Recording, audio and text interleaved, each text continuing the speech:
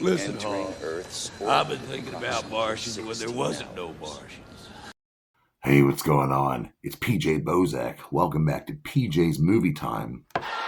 Thank you. I appreciate that. And I want to give a big shout out to all my homies out there, all my homies from the No Clue crew and the LJs and the Jim Ball and all you motherfuckers, Tom John the Unholy and Lunas and fucking all you motherfuckers, Clockwork E, and I could just go on all the Eric D, Dinner Roll Cole, and Big Stevie D, hoo, and Harry and George and Angel and Cookie. Love you all so much. I don't have enough time to talk about. Well, we're here to talk about movies today. I'm doing a movie review, and last week I gave you 5 choices of Tim Burton movies between Frankenweenie and A Nightmare Before Christmas and Mars Attacks, Big Fish, and Edward Scissorhands, and they all got voted for. And it came down another fucking draw between Mars Attacks and Big Fish. Now, before we get into this, I just want to say, I'm sorry I put Nightmare Before Christmas on there as a choice. I mean, movies of my soul, I love it. But at this point, I'm starting to realize it's kind of overrated. And I do not say that with hate whatsoever. I still love it.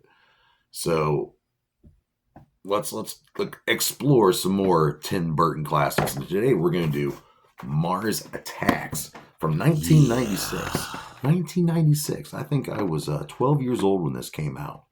And I tell you what, there was a lot of promotion put into this. Warner Bros. Put into $20 million just in the promotion alone. I remember seeing the commercials over and over again. This movie has everyone in it, and that is a true statement. And it is pretty funny. It's about Martians invading Earth, and it's got very many subplots and other characters in it. It's got so many characters in it and so much crap's going on at once, but it's great and I love it, and it's a classic for me. And let's get into it. It's from 1996. I already said Warner Brothers came up with it, and originally let me see, I believe his name was Alex Cox was going to make one in the 1980s. He was going to make a Mars Attacks movies, but it never came through. So Warner Brothers got a hold of it, and they got Tim Burton to do it. And this movie is directed by Tim Burton. It is also written by Tim Burton and Jonathan Gems. And they came through like 12 scripts until they came up with a good script from this. Now, this is not original content. This is based off the Topps trading cards from I believe they started back in 1962, if I'm correct. If I'm wrong, you can beat me up in the comments about it. But it's based off trading cards.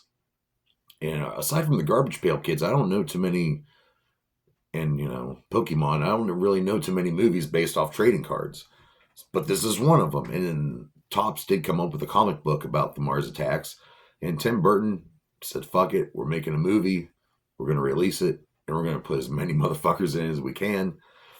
And the budget for this movie, for this alien invasion movie, the budget was $80 million they spent to make this. Aside from that, they had $20 million dumped into the advertising, and it only made $100 million in the box office, which isn't terrible, but really they were expecting to make a big bank out of it. But since then, like most movies that were bombed back in the 80s and 90s, they're big hits now. People like the cheekiness. They like all that crazy shit, all that weird stuff we were doing in the 90s with the special effects. We didn't really know what we were doing. And I love this movie. I really do. And I saw at Spirit Halloween, they had a really cool Mars Attacks mask for like $90. If I was rich, I would have got it. But anyway, who's starring in this motherfucker? Everyone's in this movie, all right? Everyone. I mean, most of this review just might be me naming off the celebrities in this movie. We got Jim Brown playing Byron Williams, former boxer, now at Las Vegas, entertainer. Tom Jones playing himself, because part of this movie takes place in Las Vegas, and Tom Jones loves playing in Las Vegas. Lucas Haas playing the young boy Richie, who's kind of the hero of this movie. And his grandma. I love the grandma. She's probably my favorite character in the whole movie, played by Sylvia Sidney. Funny. She has got some really good one-liners in this movie. Sarah Jessica Parker playing Natalie. Michael J. Fox playing Jason Stone. Yeah, wait till you see what happens to him. Natalie Portman, a very young Natalie Portman playing daughter of the president, Taffy. That's her name, Taffy. And yes, I do want to eat some taffy. That would be really good right now. Probably some of those like that kiwi strawberry one. Oh, I love me some Laffy Taffy. Badass. Yeah, I need to eat something, don't I? And Jack Black, very young Jack Black's playing this guy named Billy Glenn, this trailer park, low IQ army brat.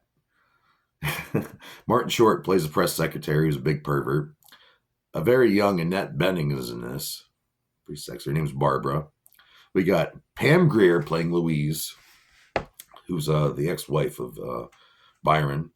We have Danny DeVito for some reason playing. He doesn't even have a name. He's just this rude gambler. I love me some Danny DeVito. And Pierce Bronson playing the professor. Glenn Close playing the Madam President, the First Lady. And starring in this movie, the President of the United States, Jack Nicholson. And there you go, the big star-studded cast. A lot of good stuff happening. Like I said, it's an alien invasion movie. You know, these aliens come off like they're going to be peaceful and things go awry and people die. And because the Martians don't die, they multiply, motherfucker. And they all have this physiology, like they've got these big brains and they can communicate a little bit psychopathically. And they talk in this language. It's like, And the United States sees through this telescope that they're coming and they're trying to get everyone ready. And people are just wondering what's going to happen with this meeting between humankind and alien kind. You know, what's going to happen. And it doesn't go out like they want it to and turns into an all-out war invasion.